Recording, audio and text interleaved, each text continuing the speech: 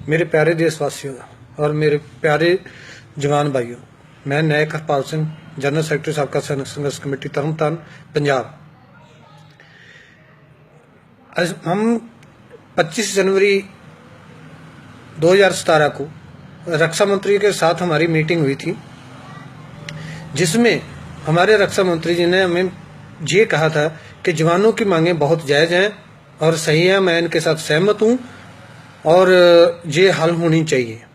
उसके बाद दूसरी मीटिंग हमारी हुई 1 मार्च 2017 को शाम को 4 बजे, जिसमें हमने अपने जवानों की मुश्किलों के बारे में जब बात की उनसे, तो हमारे रक्षा मंत्री जी ने कहा कि जवान तो बुज़दिल हैं। जवानों के मेरे पास रिपोर्ट पड़ी हुई है कि जब गोली चलती है, जब कहीं पे मुकाबला होता है, तो जवान जो है लैट्रिन बाथरूम में जाकर के सिर्फ जाते हैं और हमारे बहादुर अफसर जो हैं वो अपना वहां से बाहर निकल करके मुकाबला करते हुए शहीद हुए हैं और हमारे अफसर बहादुर हैं। तो यहाँ पे जवानों की पूरी बेइज्जती की गई। फिर हमने मसला उठाया कि हमारे जो डिसेबिलिटी जवान हैं, जो 100% कंडम हो जाते हैं, वो जो चलने फिरने लायक नहीं रहते, उनका पेंशन बहुत कम है, डिसेबिलिटी पेंशन बहुत कम दिया जाता है उनको। जैसे कि 9,000 रुपये डिसेबिलिटी पेंशन दिया जाता है 100% कंडम को, और एक अफसर को 2,03,000 रुपये तक पर मंथ का जो है वो डिसेबिलिटी पेंशन दिया जाता है। तो उस पर जो हमारे रक्षा मंत्री जी ने जवाब दिया, वो बोले कि जो जवान है वो सिपाही भर्ती नहीं होता, तो वो उसके अंदर इतनी हैसियत नहीं थी, उतनी औकात नहीं थी कि वो सिविल में 9,000 रुपये महीना भी कमा पाता। हम तो उसको 9,000 रुपये महीना दे रहे हैं। इसका मतलब कि रक्षा मंत्री जी ये सोच रहे हैं कि वो जवानों के ऊपर बहुत बड़ा एहसान कर रहे हैं 9,000 रुपये दे करके।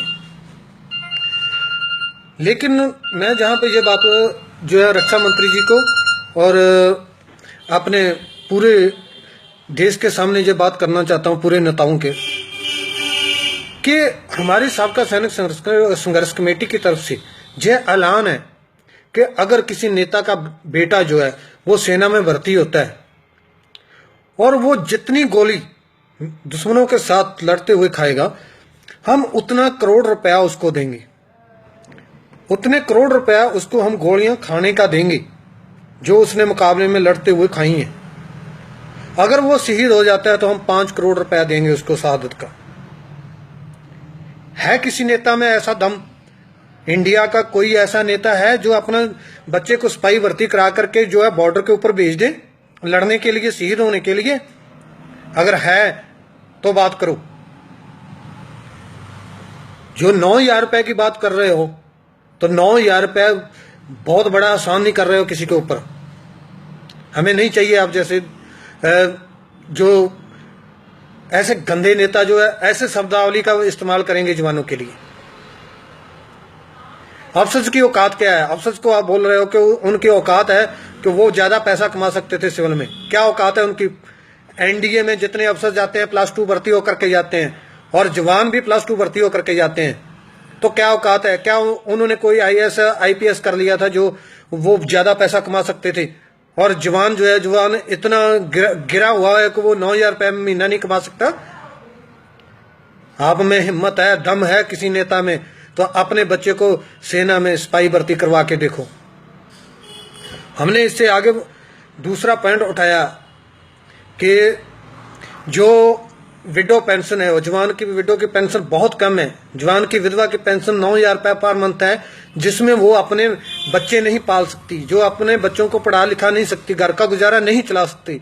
तो उस पर रक्षा मंत्री जी बोल रहे हैं कि 9,000 रुपये भी बहुत ज्यादा है, जो है इनको 9,000 रुपये भी बहुत ज्यादा लगते हैं।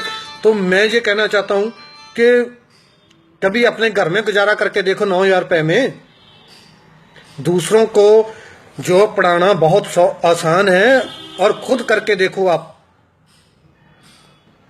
उसके बाद हमने तीसरा मुद्दा जो उठाया भ्रष्टाचार का, कि सेना में भ्रष्टाचार बहुत है, खाना घटिया दिया जाता है, इसमें कोई डाउट नहीं है।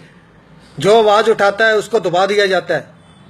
जैसे अभी देवलाली में हुआ है, एक जवान मैथ्यू ने जो है वो इसके खिलाफ आवाज उठाई तो उसका मर्डर कर दिया गया।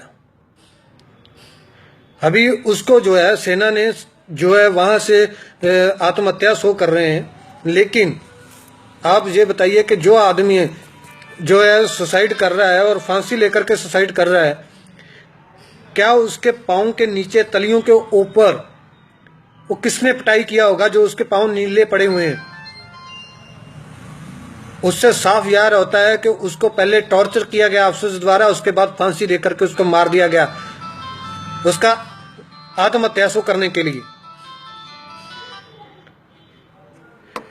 तो ये सभी बातें जो हैं, उसके बाद मैंने जो रक्षा मंत्री जी को बोला कि सेना में जब ये जम्मू एंड कश्मीर में, कश्मीर के अंदर जो मिलिटेंट को मारने के लिए, मिलिटेंट की न्यूज़ देने के लिए जो है वो पैसा जाता है जहाँ पे मिलिटेंट मारने का, तो वो पूरा अफसोस खा जाते हैं, सोर्स तक, इन्फॉर्मर तक वो पैसा नहीं पहुँचता है। तो कोई इन्फॉर्मर कैसे जो है वो अपने परिवार का, खुद का जान जो है खतरे में डालेगा कि वो आपको इंफॉर्मेशन दे, और पैसा उसको आप नहीं दो, उसको दे दो। क्या दे रहे हैं वहां पे सोर्सेस को, इन्फॉर्मर को क्या दे रहे हैं? जवानों के राशन में से केरोसिन, दाल, चावल। तो इससे कोई अपना परिवार मरवाएगा? कोई खुद मरेगा उसके लिए? तो ये सभी बातों को लेकर के मैं आज 7 दिन हो गए जो है रक्षा मंत्री से बात हुए, 7 दिन मैं सोया नहीं हूँ। मेरे आप आंखों की तरफ देख सकते हैं कि अभी तक लाल है, इतना गुस्सा है, इतना दिमाग में बारूद भर गया है कि ये हमारे जो है रक्षा मंत्री जो हमारे जवानों के लिए ये सोच सकते हैं, हमारे लिए ये सोच रहे हैं, बहुत शर्म की बात है। मुझे खुद को अभी जवान कहने में शर्म महसूस होती है जब ये बातें जो है सिविल में पहुंचेंगी, जहां पे वो जो सिविलियन हमें एक सेना का जवान समझ करके इज्जत देते थे, अभी जब उनके सामने जाएंगे तो वो सोचेंगे ये वही जवान है जो फायरिंग होने पर लैट्रिन बाथरूम में घुस जाते हैं। हमारी क्या इज्जत है? आज हमारी जो है वो भारत सरकार द्वारा, जो रक्षा मंत्री द्वारा हमें अपनी औकात दिखा दी गई है।